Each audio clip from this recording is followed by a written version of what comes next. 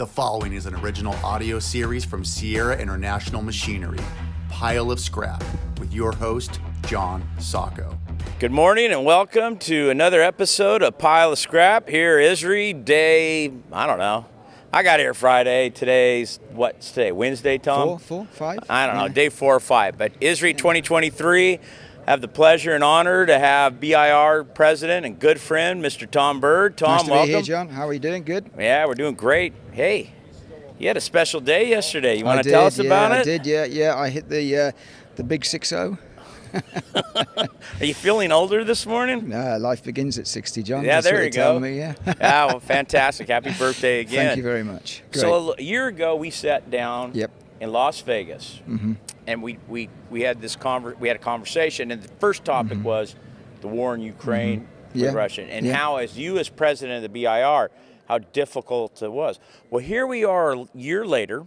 It's like third-page news now, not front page, third page. Yet it has front-page implications still. What's going on with the membership and how Europe is feeling? Are we scared of atomic war? What's going on? Yeah, I mean, as far as the membership is concerned, as I said last year, it was well, after the meeting last year, we sort of made some decisions, and that was that, we had to look at the whole situation, and we took a decision that we wouldn't take any more membership from Russian businesses, and similarly we wouldn't take any renewal fees at the time.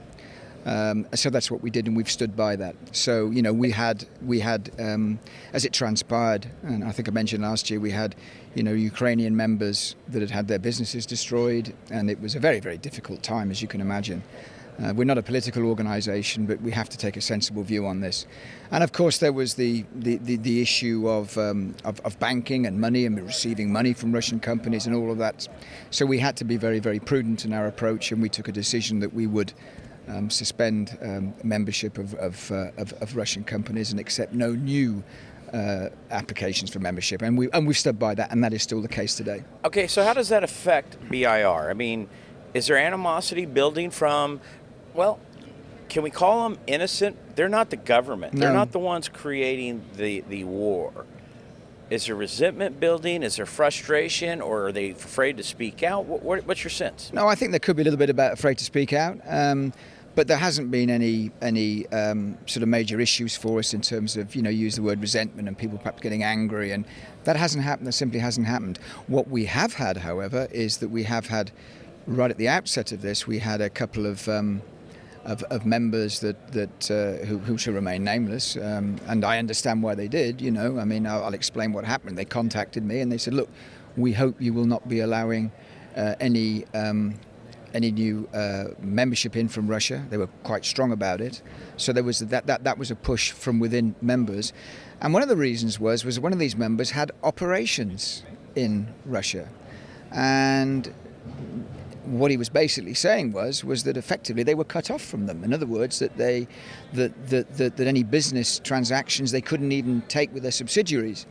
And so they were saying that, we hope the BIR will take a stand on this as well, because we as a company are even having to do it with their own subsidiary. So it was an interesting dynamic at the time, but I can safely say that there has been very little conversation about it since then.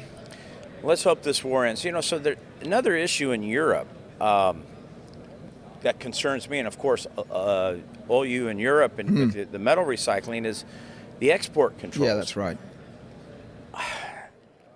We, as a trade association at ISRI, I'm part of ISRI as far as being a member, we've always stood by free and fair trade, right? We should be able to trade our product anywhere in the world without encumbrances. But now Europe has gone with this exports control to non-Basel Convention signees. How's that affecting the markets? How's that affecting your membership, your members? I mean, look, it's a huge impact. It's a huge implications for the industry, and I've been very consistent in my view on it. 20 million tons is exported approximately out of Northern Europe, which means that 20 million tons isn't being consumed. There's a reason for that. If the steel mills within the European continent, European community, EU, call it what you will, if they want the material and they need to buy the material, it's there for them. Okay? The market dynamics dictate where the material goes. And you can't put artificial barriers in. Now, whatever they say, whatever is being tabled in regards to why this legislation is coming in, whether it's environmental legislation, whether it's because of health and safety issues and so on and so forth, it is simply backdoor protectionism. And I've been quite vocal about it. It's a way of maintaining material and keeping it within the regions which it's emanating from. So they say follow the money and you'll get to the root cause of it. So is this the lobbying effort of the consumers in Europe? How do they convince people that this material can't be exported? How does that happen? Well, what they're basically saying is that you know, because of the environmental regulations that they're subjected to, it's unfair. Put it very simply, it's unfair that this material then can be exported to other steel producers that don't have the same environmental regulations. So in other words, they feel they're not playing on a level playing field. And because of the circular economy and keeping material within the European region, you know, they feel the circular economy is regional, but it's not, it's global. And as regards, in terms of the first point that I touched upon in terms of environmental regulations, you and I both know, we're very fortunate, we can travel. We've seen steel-making facilities throughout the world. Right. I've seen some of the most advanced steel-making facilities in so-called third world countries that are way ahead of what we're doing in certain plants in Europe. Now, it's wrong then to say, well, okay, with the environmental regulations, we're going to talk about the health and safety regulations. You know, it's as if they pick whichever subject suits the narrative. So for me, and the other point as well to mention, John, and this is very, very important, you know, we're constantly pointing the finger at third world nations about carbon emissions, and you know, we're saying, well, you know, why should we be subjected to this when this is happening in India, this is happening elsewhere? My point is quite simple. You can't then turn round to those nations and say, well, we're going to deprive you of the raw materials to enable you to reduce your carbon emissions. Yeah, well, that's a great point. I was being interviewed by the New Zealand Metal Recycling Association, and you know, as you know, I came out with our company. We did the docuseries Repurposed. Yeah. And, you know, around the world, a lot of people have really appreciated it because the narrative. It's outstanding, yeah. You know, about CO2 emissions and the reduction by electric arc furnaces and the reduction of energy. Let's face it, energy in a lot of places in the world, you know, a lot of people run out of energy during the day. And, you know, in a hot day in California, we actually might have rolling blackouts as well. And we're not a third world country yet. So they asked me, what's my advice? I said, well, you need to make sure your regulators and policymakers in New Zealand understand this material is being shipped to consumers that will use recycled materials that will reduce CO2 emissions and that will reduce energy consumption. And as we all know, CO2 emissions have no border, right? Absolutely. If they get up in the air, there's no border. They're not going to stop at the border. Exactly. So, you know, and this is the narrative. So let's stay on this for a second. Our industry is horribly misunderstood. And it's evident by when Repurpose came out. And I'm talking to some very important policymakers in Washington, D.C., and they talked to me and they said, I had no idea how much the recycled materials industry impact my daily lives. For infrastructure, for military, for schools, for hospitals. You know, build a hospital, Tom, without our industry. You couldn't do it. And it's the message, how we form in the message in Europe, because BIR and ISRI, we're working together. You know, we always work together, right? How's that message changing in Europe, if you will, to change this narrative that without us, nothing gets made? Yeah, I mean, you're absolutely right. And you know, just to talk about Repurpose, I mean, I think that's done a huge amount of good and education, and it's been absolutely fantastic, the work that you've done on that, and that's what we need to be doing. You know, I touched upon it when I said a couple of words at the board of directors, and, you know, we haven't been very good as an industry in explaining what we do. And this is a very important time right now.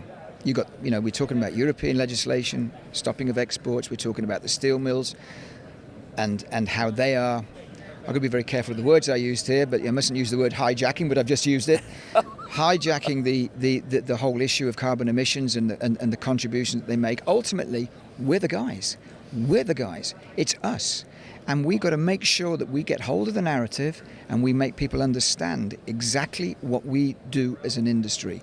Because all these carbon emission targets, all of these issues that we're facing at the moment, they cannot be achieved, those targets cannot be achieved without using recycled raw materials. And we're at the forefront of that. Now, as an industry, over the years, as I just said, we probably haven't been very good at that. We've been quite happy to sit back, keep your head down, get on with your business. That's got to change. We've got to educate people as to what we do. Because if we don't, we'll get marginalized, John. Obviously, I got out in front of it. Yeah. And I'm super passionate about this. And maybe to some people, they think, John, shut up because you're bringing too much attention to our keep banging the drum. Well, I'm not going to stop because ultimately, I know, and a lot of people, you know what I found interesting about Repurpose? That our employees, who are unbelievable, hardworking people, had no idea the metals that they were processing, what really it ended up.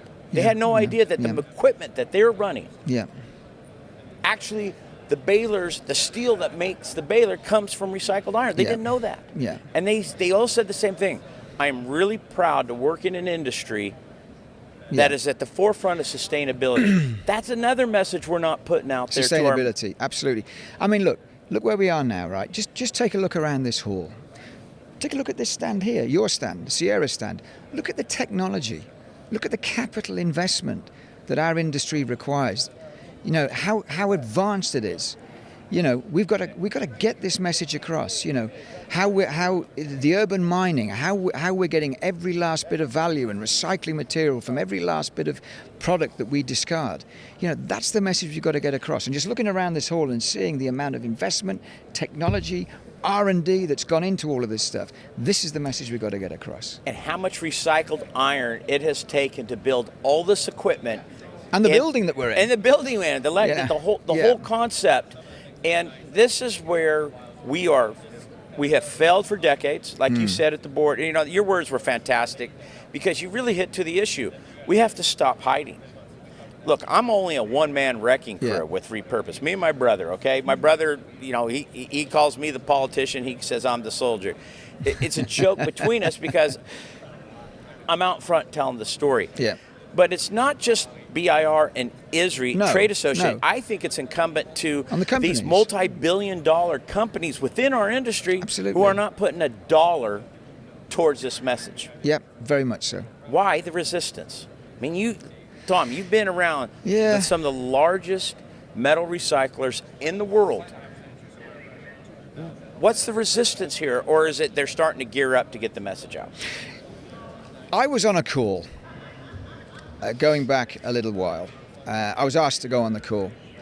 I won't say what the call was and where it was, but it was metal recycling companies and steel companies on this call. And it was talking a number of issues, and this was the one issue.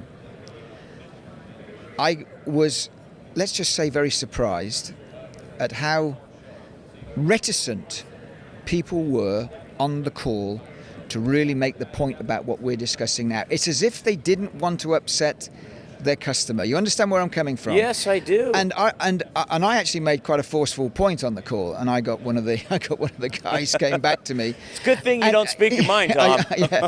And one of the guys on the call said, "Oh, it's not really for me to sort of go down that route. I'm really here to talk about the there's a commercial issue." And after the call finished, I called him and I said, "Listen, it is your job to go down that route. It is your job to say something." I said, "I'm sitting here," and I was talking, I said, on my own on this.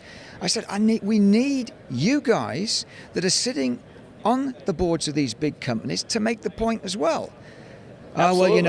I'm a bit concerned about, I said, look, you've got to put that to one side. This is a bigger issue here.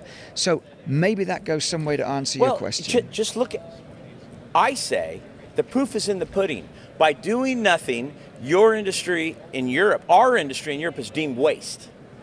Yeah. Commodity. Would anybody call gold waste, Tom? Exactly. No. Exactly. But you know what's more important to our daily lives is recycled iron. Because without recycled iron, we don't have bridges, we don't have highways, we don't have hospitals, we don't have schools, we don't have airports, et cetera, et cetera, et cetera. Our daily lives would be impossible to live without recycled iron because... Impossible, yeah. And think about the destruction of Mother Earth through mining we'd have to go back to all virgin product. I don't know if there's enough of it. And with the copper and with the aluminum and with the stainless, these commodities in Europe are deemed waste. And if somebody says, well, I don't know if it's my duty to speak up. Well, because you haven't spoke up, you are now a waste product, and there's nothing. Nobody would ever call gold waste. So let's go down that road. Yeah, I mean, it is completely ridiculous when you look, and I think that's where the US has done a great job. And you've managed to remove that word waste from any of the descriptions of the products that we manufacture. We've still got this waste issue, referred to it as waste in the UK, where one size fits all. Of course it doesn't. One size doesn't fit all, for goodness sake. And as you quite rightly said, you look at a skip load full of Millbury. You tell me that's waste? Give me a break. I mean, it's ridiculous. Well, and this is the part that really drives me crazy. So how does...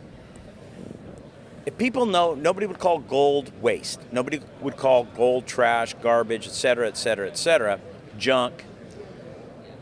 Why can't they just clearly see, how can you do this to a commodity? A commodity that actually, like copper, that has an exchange, steel on an exchange, aluminum, especially London Metals Exchange, where aluminum is, how could you have something that trade? Waste does not trade. Yeah. Is there a waste? Am I missing something? There's a Dow Jones of waste, and I'm not aware. Yeah, that's my point. I'm not aware of one. This is why, as an industry, I'm advocating that every member in BIR, every member at ISRI, they have to put something out. Something is better than nothing. Doing nothing doesn't get us anywhere now. So, let's help spread the word. Yeah. So, okay, so you're coming up. Let's change gears here. Yep. This is going to be the convention coming up in May in Amsterdam. That's your last one. 4-year run at ISRI. Yeah. BIR. Yeah. I'm sorry. Yeah. 4-year run at BIR. Yep. Has it been great? Tell us some highlights, Tom. Tell us. You kind of starting to look back a little bit. Wow, it's coming to an end. It is. I mean, it's been challenging for obvious reasons. I mean, my counterpart at the outset, Gary Chapman, he had it pretty challenging too. Sure. Right at the beginning of the pandemic. I mean, it was great when I was elected, and then of course we went into it. But I think, as I've said before, what it enabled us to do, a lot of the time BIR was looked at as an organisation, a very respected organisation. It is the umbrella organisation for the recycling industry. It is the world representative body. But it was looked at a lot of the time with sort of, two big conventions that were very successful, and everything worked itself around those two conventions. And I think what we've managed to do is that during this period is just demonstrate the great work that BIR does in terms of advocacy and all that good stuff that we were doing anyway, but it's highlighted it because we've had to be. And with the pandemic, and as I talked, where we work with national associations like ISRI and so on and so forth, it enabled us to draw much closer links. We supported them in the domestic areas. I was going to say that with your leadership, and not to say anything about the guys, because Dominique, Bjorn, you guys have had some great Fernando, great leadership, people I know and people I respect. But it seems to me under your leadership, somehow I feel like there is such a closer working relationship for the common good between ISRI, between BIR, and some of the other great world trade. BMR, all of them. Right. And look, we're one industry, We were talking the other day, and we were having the discussion on electric vehicles, for example, in one of the sessions that we had. And one of the guys asked a question about Europe. And the moderator said, no, we want to stick with what's going on in the US for the time being. And then I put my hand up and said, no, you want to know what's going on in Europe too, because this is a global issue. Because there are certain, you've got BMW, you've got Volkswagen, you've got Audi, you've got all these bigger manufacturers in Europe, and you've got them in the States. So I think where I'm coming from is we've got to get away from regionalizing our industry. It's a global industry. I would agree 100%. And I think that's what I've tried to sort of push in. put aside all of the differences that we may have in terms of little idiosyncrasies that we perhaps have a region. But we're one global industry, and we all have to pool our resources, our knowledge, and our lobbying power together to get the best for the industry. 100%. And we've got to do that under one umbrella. We are one, and just because we might be across mass oceans doesn't mean we have to be adversarial. And I think, again, back to your leadership, I think it's brought us closer. So one final thought before we close out here. Yeah. BIR, you're a victim of your success for your conventions because the European hotels structure, you're outgrowing cities. Where are you going to be able to have Dubai was fantastic because you got all these hotels and convention hall capability. Mainland Europe, you're going to struggle. So what's the future here with your growth? Well, I mean that's for, we're looking at different places, and as you quite rightly said, but that's now for my successors to worry about. I've got this new venture now that's on the way, so I've got to get stuck into that, and that's going to sort of take up. Yeah, but you're still going to be still in your blood. Yeah, but it's we'll see. But I think that that's a good problem, isn't it, John? Yeah. Well, it's fantastic. Well, Tom, thank you. Thank you for your leadership at BIR. Thank you. Thank you for your friendship. Thank you. Because I Likewise. think that friendship has really enhanced what we do as an industry across the globe. Yeah. And best of luck to you in your new venture. I know you're super excited about it. I certainly am. Good luck. Godspeed. And thank you, sir, for being with me. And, well, that's it for another episode. Oh, you got something you want to say? No, just a pleasure. Thank you. And that's it for another episode of Pile of Scrap at ISRI 2023. This has been a Sierra International Machinery original audio series. Thanks for listening. Please share this podcast and make sure to subscribe.